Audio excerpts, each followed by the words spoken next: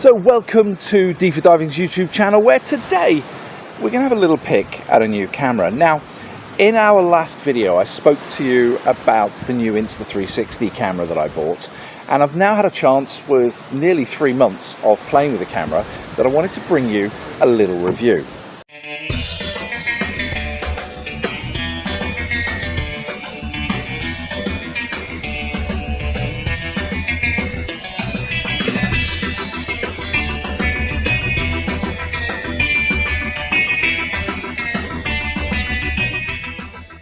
Now, before I get into the video, could I please ask you to take a splash down on the like button, or take a plunge on the subscribe too, as those will all help us with the YouTube algorithms.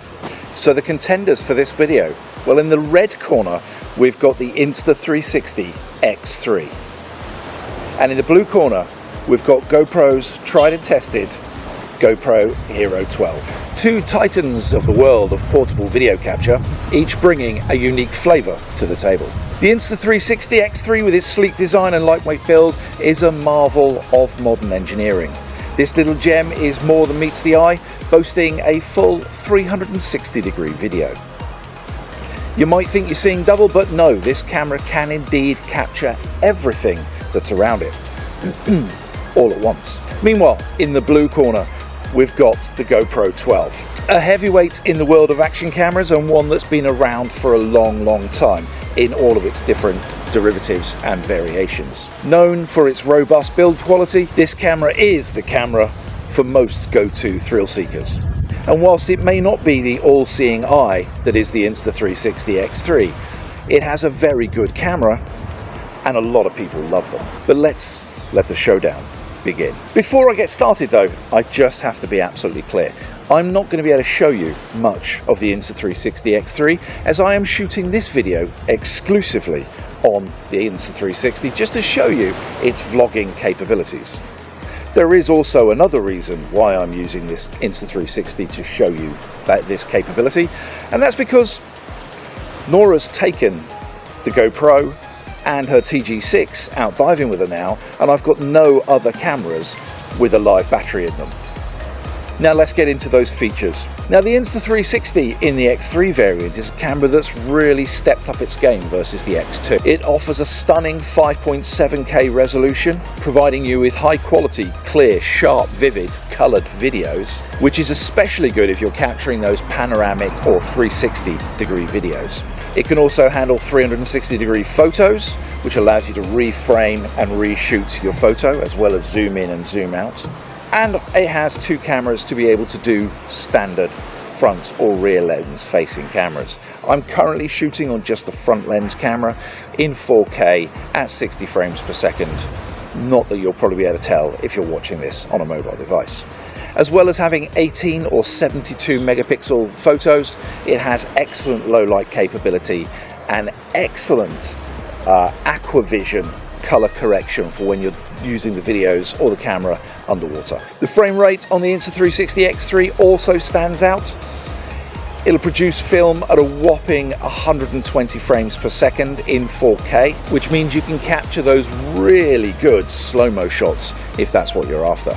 And let's not forget the active image stabilization, which is as good as any gimbal type stabilization that I've seen.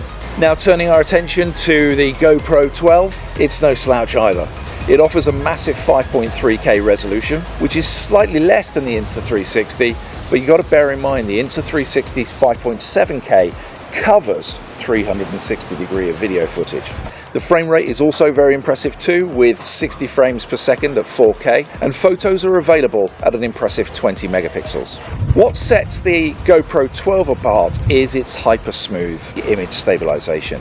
Now, that thing is gimbal comparable. It's really good. And whilst the Insta360 X3's is damn good, you can see that hypersmooth from GoPro is just that little bit better. Both cameras have waterproof capabilities, allowing you to take the camera down to 10 meters, 33 feet without a case. I've not done it. I've not been prepared to do it. And that's because I have underwater housings for both cameras, and it's just, for me personally, not worth the risk when I'm the one buying these cameras. So what's clear is that both cameras are really feature rich, Both cameras have a lot of functionality and give a massive amount of bang for your buck. Price-wise, they're about the same price too.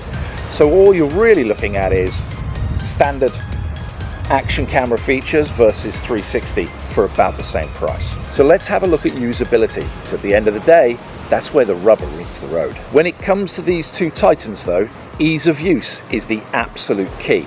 And both of these devices are easy to use without reading a manual. How do I know? Well, I'm a man and I don't read the manuals.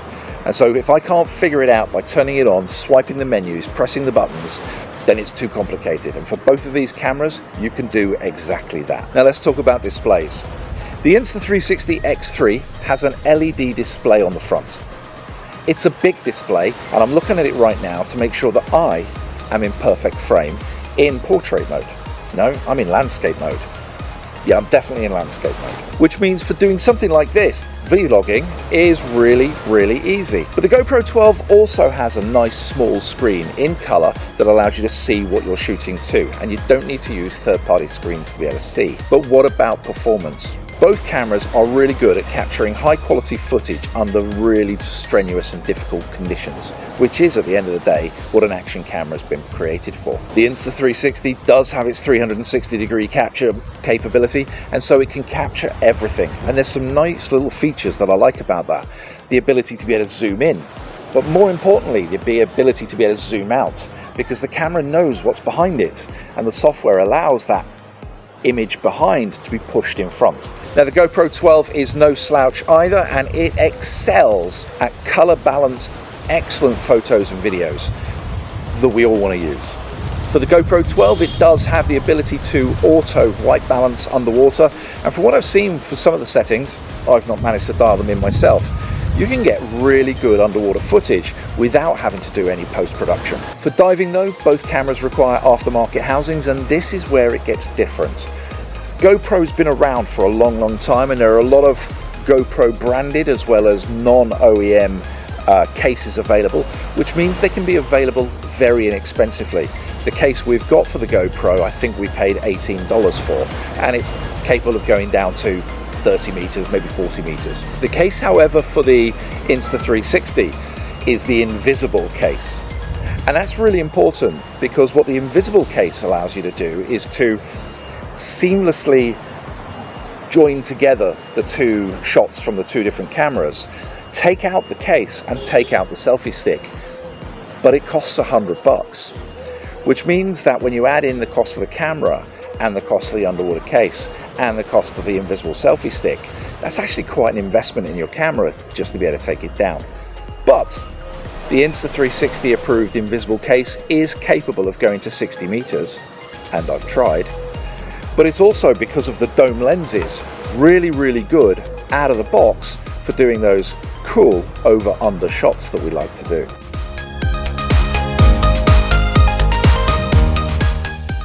So for me personally, being able to reframe and recapture the shot, having that 360 capability underwater and on the boat, I really like it. Now what about the apps? What about the software? Both Insta360 and GoPro have awesome mobile apps. What I particularly like about the Insta360's mobile app is this AI video editor, which means that once I've pulled the video over from the camera to my phone, I'm able to select the clips I want and say, go edit me something cool. And it will use all of the functions and features of the Insta360 to spin and dial and pull and push and come up with some pretty good videos, with me knowing nothing about how this works. Here's a quick clip of something I did on the dive boat when we were in Malapascua, when I'd had the camera exactly 2 days.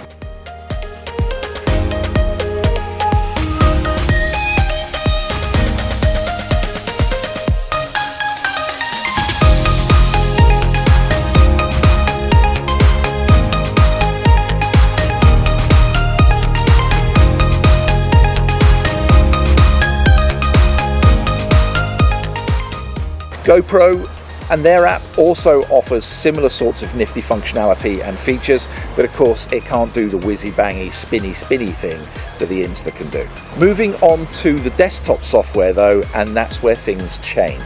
GoPro uses Quick, which is a really good linear video editor. I can pull clips in, I can cut them, I can join them together, I can add titles, I can add music, and I can do all of those things in quick, which means that it's a very easy to use linear editor. However, the Insta360 app is not designed as a linear editor.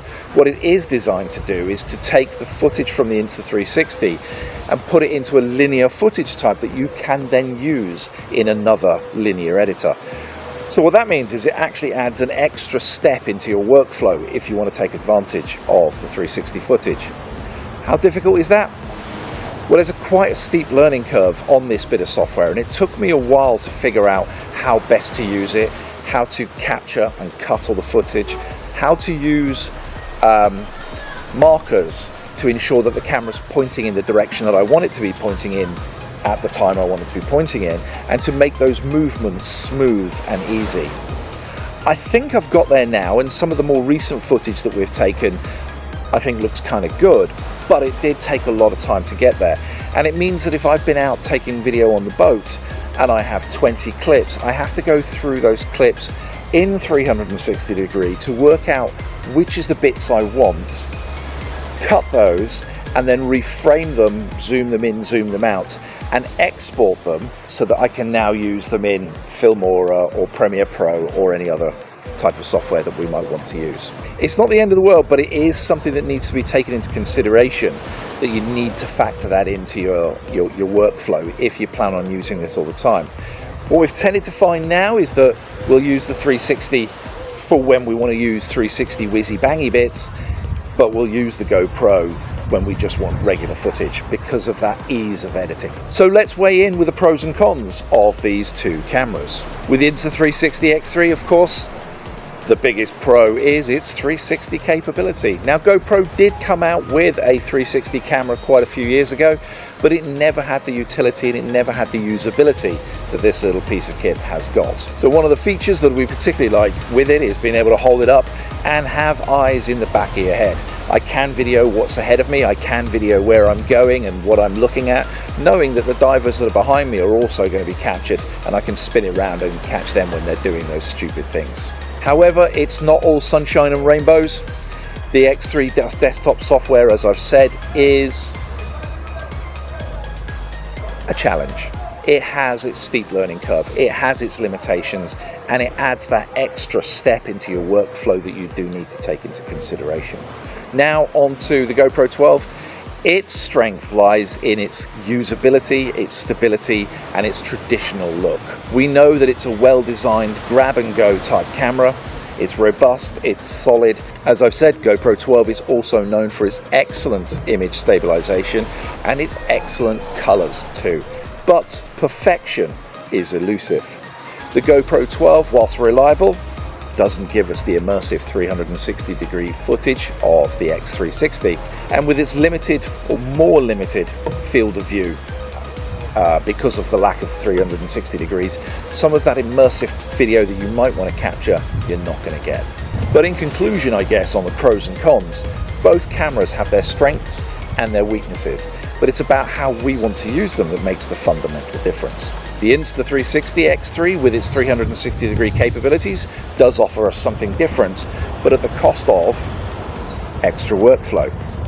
The GoPro with its straightforward usability and durability makes a great choice for those, as I've said, who just want to grab and go. For me personally though, the X360's 360 degree capabilities does mark it as something different in that it can do almost everything a GoPro can do in single lens mode, but it's got this beast on the back too. In conclusion, in summary, which camera comes out best? That's a tough choice, and it really depends on what you want to use it for.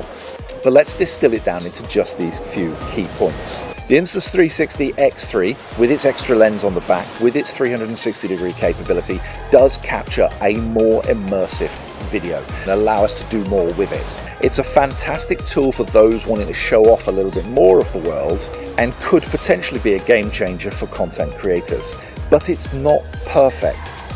On the other side of the ring, the GoPro 12 is a proven, reliable beast. There's a reason why almost every other action camera copies the form factor of a GoPro. it works. It's robust, it delivers high quality footage, good color, and allows you to do editing straight out the camera, straight onto a computer, and away you go.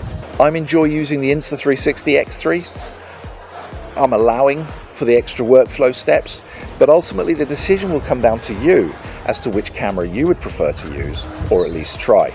I definitely would say give it a try. If you've got the option to get hold of a camera and to use one of these Insta360s just to see how it feels and just to see how it looks, I definitely would take it. Anyway, thanks for watching this video.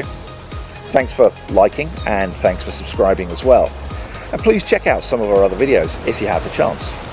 Most importantly, stay diving and let's see your video footage too. Have a great day.